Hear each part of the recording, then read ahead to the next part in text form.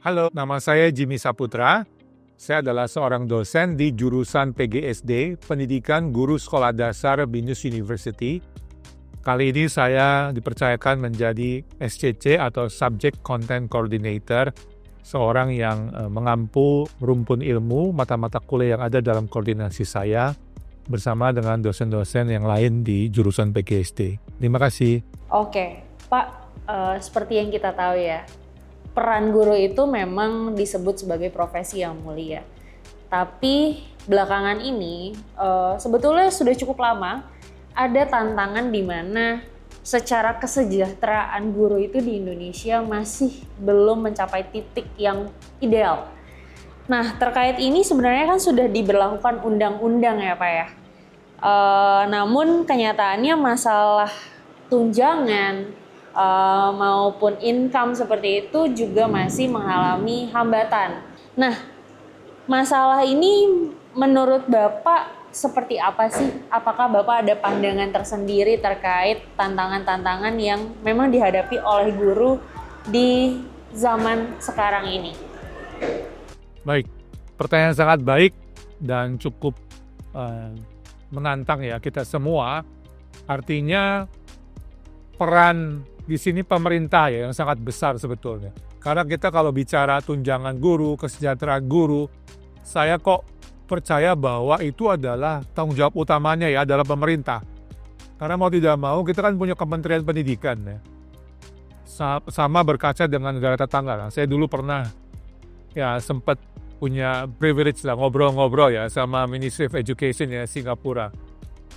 Menarik ya waktu itu saya sebagai kepala sekolah itu. Mereka mengatakan bahwa di Singapura itu guru-guru nggak pusing mikirin urusan kesejahteraan secara fisik ya.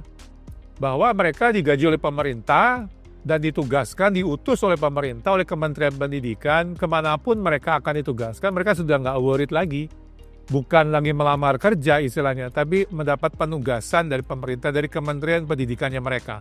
Sehingga guru itu sudah jelas, pertama remunerasinya tadi ya. Itu ada standar minimalnya, ibarat kita UMR lah. Jadi guru tuh nggak takut kekurangan ya, karena mereka sudah tahu, bahkan sebelum masuk jurusan pendidikan tuh, atau keguruan atau teachers college, apapun namanya itu, mereka sudah tahu nanti setelah lulus saya akan digaji sekian, dan nggak perlu melamar, tanda petik khawatir nggak dapat pekerjaan, karena disediakan pekerjaannya, bahkan diutus. Misalnya tahun ini Anda ngajar, karena Singapura relatif nggak sebesar Indonesia ya, mereka sudah tahu lah saya di sekolah ini ya, kebanyakan mereka kan public schools ya, kalau dari kita disebutnya sekolah negeri, lalu gaji nggak pakai tanda petik nego-nego lagi, sudah tahu minimum gaji saya sekian, tunjangannya jelas, dan nggak ada istilah tadi terlambat pencairan dana, itu nggak ada terjadi seperti itu. Sehingga menurut saya jawabannya kembali ya, kita tuh harus punya cara pandang yang komprehensif, memikirkan kesejahteraan guru. Ini saya belum ngomong soal kesejahteraan batinnya ya. Kesejahteraan lahiriahnya itu ya mau nggak mau sih Kementerian Pendidikan yang harus punya andil paling banyak di sini, duduk bersama dengan Kementerian Keuangan, bicara anggaran di APBN, alokasinya gimana, siapa yang berhak menerima, dan berapa nominalnya tadi. Kalau nggak sesuai itu kan relatif lagi ya. Makanya saya selalu bilang, Indonesia ini harus ditangannya dua cara ya. Secara sentral, sentralisasi dan desentralisasi. Pusat, daerah, masing-masing provinsi harus beda juga standarnya. Kita nggak boleh pukul rata. Ya, jadi pemerintah pusat dan daerah harus duduk bareng nih, ngomongin anggaran kesejahteraan guru di masing-masing provinsinya. Dan itu dipastikan diterima oleh yang bersangkutan yang berhak menerima. Dan terakhir jangan lupa, ada seleksinya, kompetensi guru seperti apa yang diharapkan, yang berhak menerima tunjangan sekian atau gaji sekian.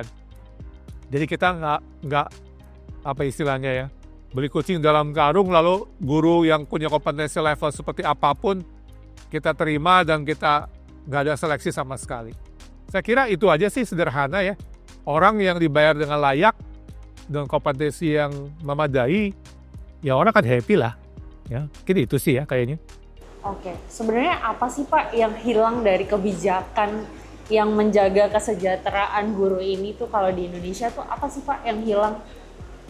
Yang hilang atau yang belum saya sebutnya mungkin belum terkontrol dengan baik lah ya, belum tertata rapi.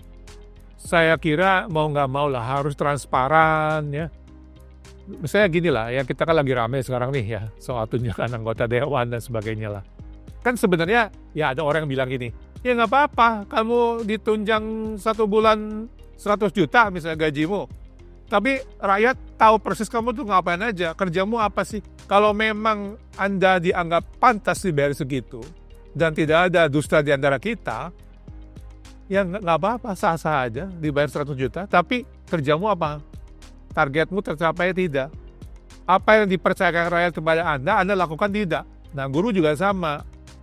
Ya, saya rasa, saya malah bilang mungkin agak ini ya, mungkin nggak semua orang setuju dengan saya. Justru gaji profesi yang paling tinggi di negara ini harusnya guru. Ya, berkaca sama negara Finland misalnya. Di sana guru nggak mikirin makan, nggak mikirin beras ya istilahnya, nggak mikirin besok saya makan atau enggak. Yang dipikirin apa, besok saya ngajar bagaimana, membuat guru saya happy bagaimana. Karena kebutuhan dasarnya terpenuhi, nggak khawatir hidup lagi maksud saya. Dan itu mungkin perlu ada terobosan, perlu ada keberanian, perlu ada inovasi, kreativitas pemerintah untuk benar-benar berani membuat guru itu sejahtera, benar-benar sejahtera. Saya setuju soal itu, karena balik lagi, guru itu yang melahirkan generasi cerdas istilahnya. Kalau misalkan nggak ada guru, ya penggerak sebuah negara nantinya orang-orang cerdas ini dari mana? Gitu. Nah, terkait ini nih Pak, kita tahu ya, kita punya visi bahwa Indonesia Emas 2045 itu sedang kita kerjakan. Nah, dengan masalah ini, apakah itu hanya slogan belaka ya Pak? Saya nggak berani bilang slogan belaka, karena itu cita-cita luhur sih. Kita harus dukung ya cita-cita itu baik, itu mulia, Indonesia Emas. Tapi ya, apa ya, ini kayak ini saya barusan baca sepintas ya. The distance between your dreams and reality called action. Actionnya apa? Apa yang sudah dilakukan oleh pemerintah? Harus, selalu saya ulang ya, harus ada kerjasama semua pihak. Ya. Kita juga nggak fair ya kalau membebankan hanya ke pemerintah. Misalnya pihak swasta sudah kontribusi apa? Para perusahaan yang papan atas apakah menyisihkan keuntungan profit tahunannya untuk misalnya memberikan beasiswa buat guru-guru ini? Ada nggak hati yang mau tergerak untuk mendukung Indonesia Emas ini dari semua lini? Ayo kita kerja sama-sama. Swasta juga ikut bergerak dong. Jangan mau dapat untung tiap tahun laporan laba rugi, oke, tapi kan ada CSR ya, ada profit yang harus diberikan untuk orang-orang yang mungkin membutuhkan. Salah satunya yang menurut saya paling strategis adalah beasiswa untuk pendidikan guru. Karena ada guru-guru yang perlu kuliah, perlu melanjutkan studi tapi nggak punya biaya. Kita nggak usah ngomong dulu lah gajinya. Ya. Kita ditanggung sama-sama nih. Pemerintah mikirin ya kebutuhan fisik dasarnya, gajinya berapa, yang minimum yang benar-benar bukan cukup makan saja loh. Sejahtera itu kan bukan hanya cukup makan. Dia bisa nyokolin anaknya, dia nggak pusing bayar sekolah anaknya, transportasinya, itu namanya sejahtera ya, lahir batin. Tapi juga mikirin bagaimana dia mengembangkan dirinya. Yang S1 jadi S2, S2 jadi S3, dan sebagainya. Itu ada nggak dana yang cadangkan? Kalau nggak ada, ayo dong swasta bantuin dong. CSR-nya kemana nih? Ya, jadi kita saling bantu. Juga bukan cuma itu, para pengusaha swasta yang lebih kecil, menengah dan kecil ya, namanya UMKM itu ya, usaha menengah kecil dan itu mikro juga bisa. Saya rasa UMKM di Indonesia itu ada jutaan ya, bisa juga mulai memikirkan ya, sebagian dari profitnya, keuntungan disalurkan buat memberikan beasiswa, mungkin bukan kepada gurunya, kepada anak yang kurang mampu, yang hampir putus sekolah. Ya, Pak Prabowo kan ada ide yang sekolah rakyat, itu kan bagus. Tapi kita harus dukung dari sektor yang lain, jangan semua dibebankan pemerintah. Ya, jadi swasta ayo dong ikut, ya, sisihkan keuntungannya untuk membantu anak-anak kurang mampu. Satu UMKM mendukung satu anak saja. Ada berapa anak yang terselamatkan dari putus sekolah? Simpel aja sih kayak gitu mikirnya. Oke. Nah, Mengacu tadi soal beasiswa juga ya Pak. Dan memang di BINUS ini sendiri ada jurusan untuk melahirkan guru-guru sekolah dasar. Terkait isu-isu ini, kesejahteraan guru, tantangan mengajar di Indonesia, apakah ada pertanyaan yang muncul nih dari benak anak-anak mahasiswa-mahasiswa sekarang terkait isu ini? Yang mungkin akhirnya menggelitik para dosen juga yang mengajar mereka. Sangat baik ya, pertanyaan relevan dengan karena saya dari PGSD BINUS. Kami ini sangat bangga dan bersyukur ya bahwa kami adalah bagian dari komunitas calon pendidik ya, calon guru SD ini. Kami sebagai dosen yang tentu didukung penuh oleh Yayasan Bina Nusantara dengan memberikan beasiswa penuh bagi mahasiswa PGSD. Ini nggak main-main loh ya, beasiswanya amat sangat langka bagi saya ya, karena full ya 100% di cover oleh yayasan. Nah inilah yang saya bilang tadi, inilah kiprah BINUS, kontribusi nyata BINUS sebagai lembaga pendidikan swasta. Ya, tanpa banyak bicara, ayo yang mau jadi guru SD, nggak punya biaya nggak masalah. Silakan masuk PGSD BINUS, kita akan support. Nah tapi tentunya kita harus juga punya tanggung jawab dari sisi mahasiswanya ya tadi. Yang bertanya masalah, nanti kami setelah lulus bagaimana?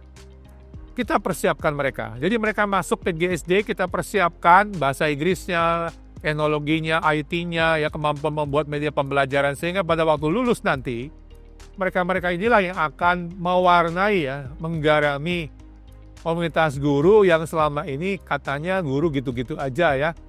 Guru yang profesional yang akan melahirkan generasi tadi dibilang generasi emas. Lah kalau gurunya nggak menguasai iptek, nggak tahu AI, nggak tahu cara pakai ChatGPT, ya ketinggalan sama muridnya. Nah sehingga guru-guru inilah yang kita persiapkan di PGSD BINUS menguasai kurikulum nasional dan internasional. Sehingga kita berkiprah, berkontribusi nyata. Karena market kita, tujuan kita, misi ladang kita itu bukan hanya sekolah nasional, sekolah negeri, sekolah swasta, bahkan sekolah internasional. Ini kerja nyatanya BINUS ya, dalam mulai PGSD. Di beasiswanya disediakan, persiapan upgrading skills-nya mahasiswa kami dipersiapkan, bahkan ketika sudah nanti mau magang kami juga bantu magangnya di mana, lalu ketika lulus juga ya kita udah pastikan mereka akan bekerja atau berkiprah. Dan satu hal lagi menariknya PGSD BINUS ini tidak hanya menyiapkan mereka jadi guru loh, tapi juga jadi content creator, multimedia developer, konsultan pendidikan, bahkan edupreneur. Yang mereka punya usaha sendiri dalam dunia pendidikan. Ini yang membuat kita tuh unik ya, PGSD BINUS dibanding PGSD lain. Kira-kira begitu kontribusi dari kami.